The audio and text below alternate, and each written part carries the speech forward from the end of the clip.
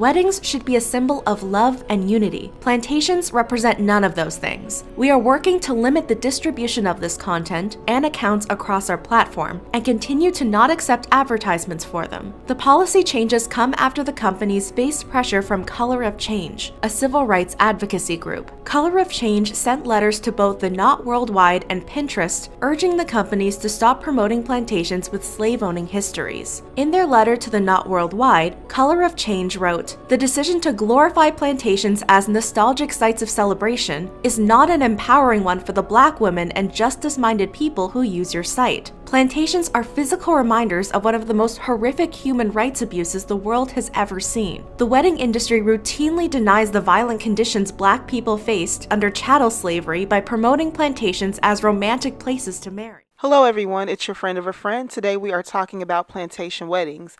And because this is a pop culture channel, I will include celebrities that have had plantation weddings. Before I get started, I want to give a shout out to the YouTube channel Spill, who in my opinion did a great job explaining to her audience why plantation weddings are morally wrong. She gives a brief history lesson and presents both sides of the argument. She posted this video 5 years ago, so shout out to her.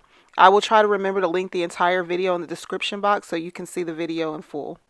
So in a span of just 7 days, 10 by the time this is uploaded, there's been 2 plantation fires, one on the Nottoway Plantation in Louisiana, the other the Kalaroama Mansion in Washington, D.C., and a tree fell on a Confederate museum in North Carolina. Although calling this little shack a museum is a gross exaggeration, nonetheless the tree destroyed many artifacts inside. And of course, news traveled through social media faster than a plantation fire. As a Black woman living in America, I understand that there's a sector of people that would be upset to see an antiquated relic that's a shrine to their ancestors can no longer stand.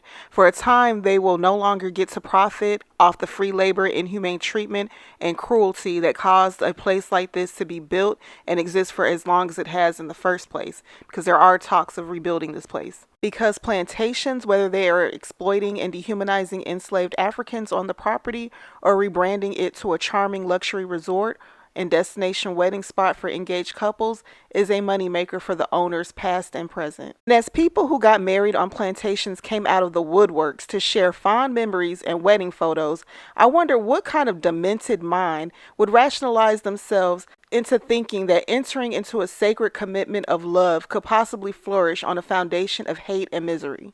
And I figured if everyday people were doing this, then there had to be celebrities out there doing this as well, and paying a pretty penny for it too. And celebrities with the financial resources to get married anywhere in the world are making this choice is especially egregious. So for the sake of the length of the video, I narrowed it down to 5 celebrities who had a good old-fashioned, tacky, despicable plantation wedding.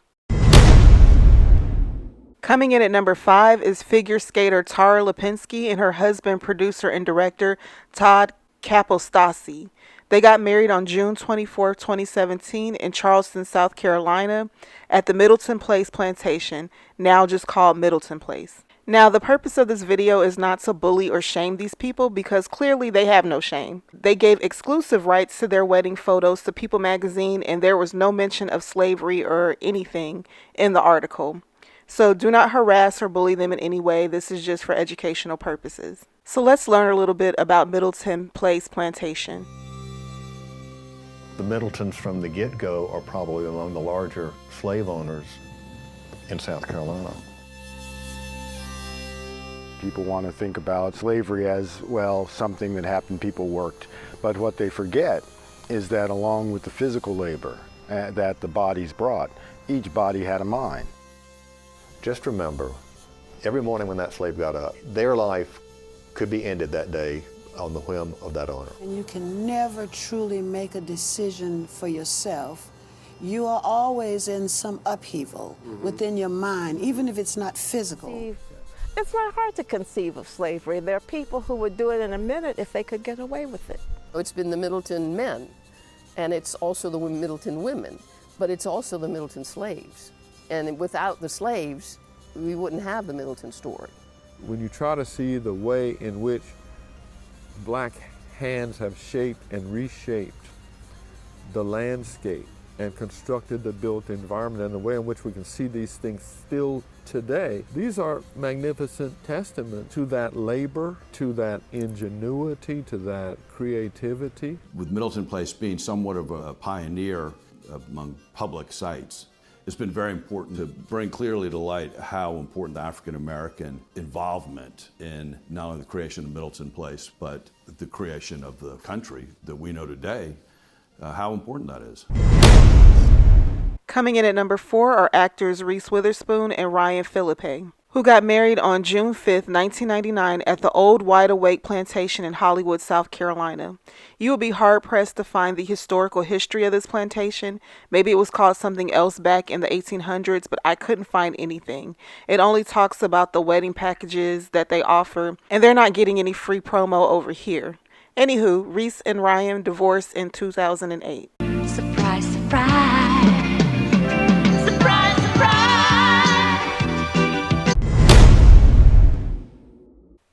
Coming in at number 3, Jennifer Lopez and Ben Affleck. Both actors ruined their second chance at love by exchanging vows at his home on July 16, 2022.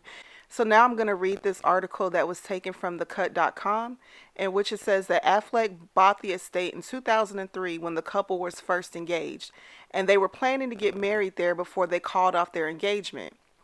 This estate is actually an imitation plantation house designed to reference the property's history as a rice plantation worked by slaves and Creek Indians. Ben Affleck's Hampton Island estate is built on a land once owned by Roswell King, a slave owner and plantation manager. King lived adjacent to the island where the slave quarters were in 2000. The property's owner at the time enlisted an Atlanta architect to recreate an antebellum estate, which included a main house, a guest house, and a horse stable. The property is also reportedly home to an unmarked slave graveyard.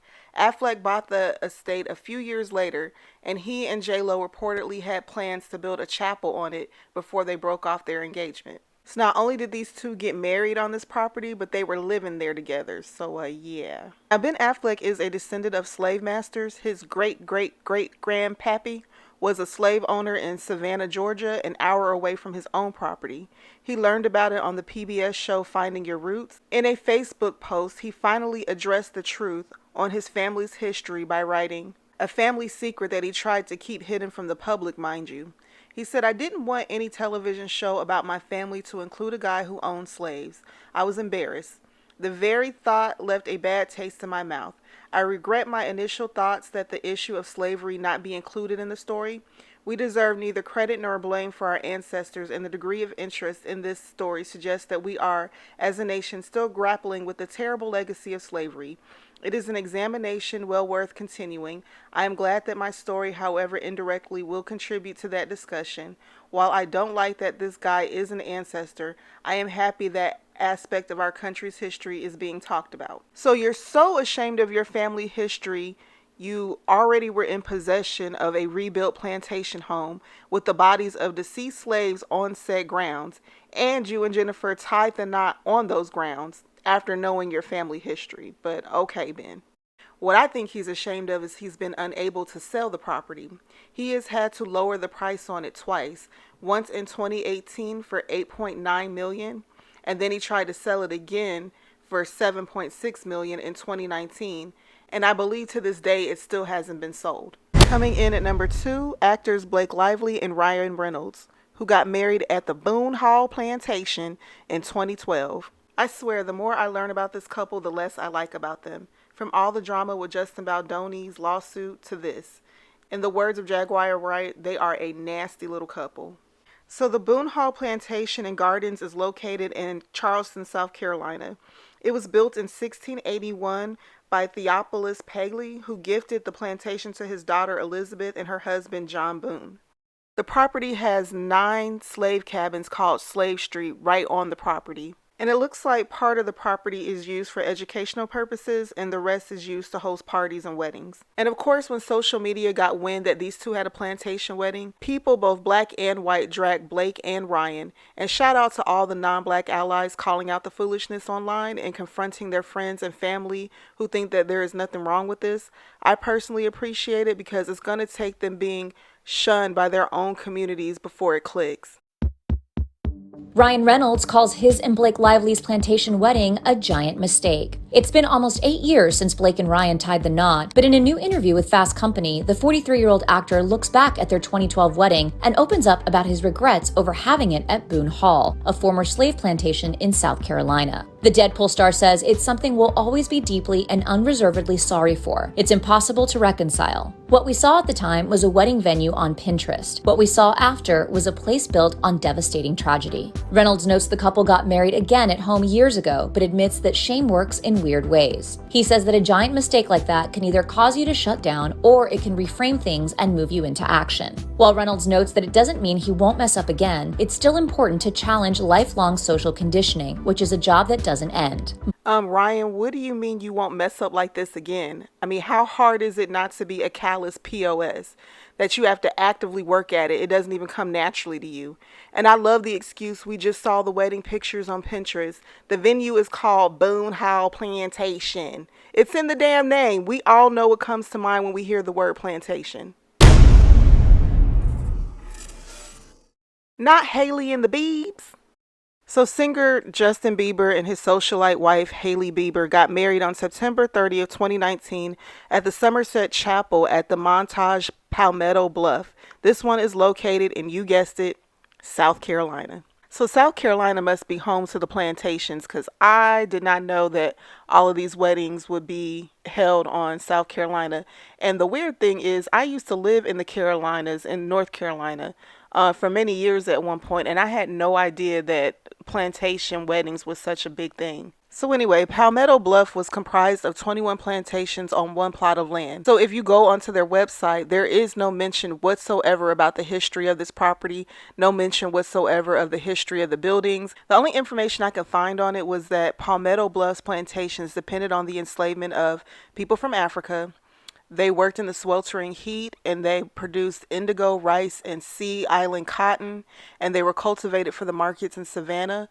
Corn, beans, and sweet potato crops fed the plantation owners, their families, and themselves. Between 15 and 75 adults, slaves, lived on each plantation, and they were forced into labor.